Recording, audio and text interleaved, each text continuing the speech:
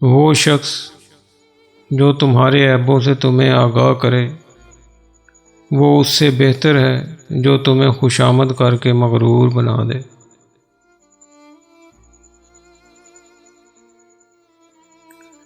حیوانات پر زیادہ تر بے زبانی اور انسانوں پر زبان کی وجہ سے بلائیں نازل ہوتی ہے۔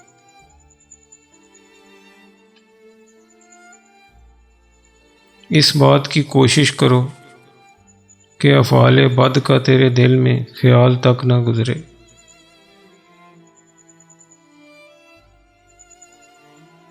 جس کا دین اور ایمان درست نہیں وہ زندہ رہنے کے باوجود بھی مردے کی مانند ہے۔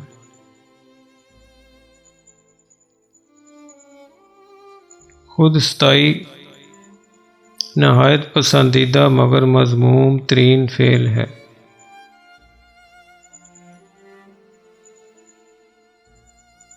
خدا کے نزدیک اقوال سے زیادہ افعال حکماء معتبر ہیں۔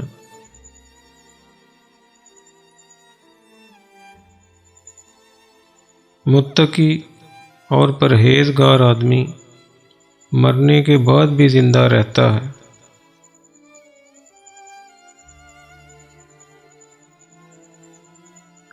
جو تم چاہو وہ کام نہ کرو بلکہ وہ کام کرو جو تمہیں کرنے چاہیے۔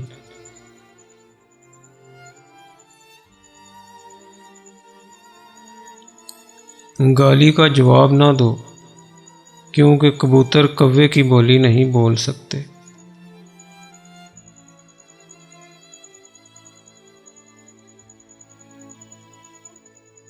پاک نفس انسان تنہائی میں محفل کی نسبت اپنے آپ سے زیادہ شرم کرتا ہے۔ اللہ حافظ۔ اگر آپ کو ہماری یہ کاوش پسند آئی ہو تو ہمارے یوٹیوب چینل کو سبسکرائب اور لائک ضرور فرما دیں۔ شکریہ۔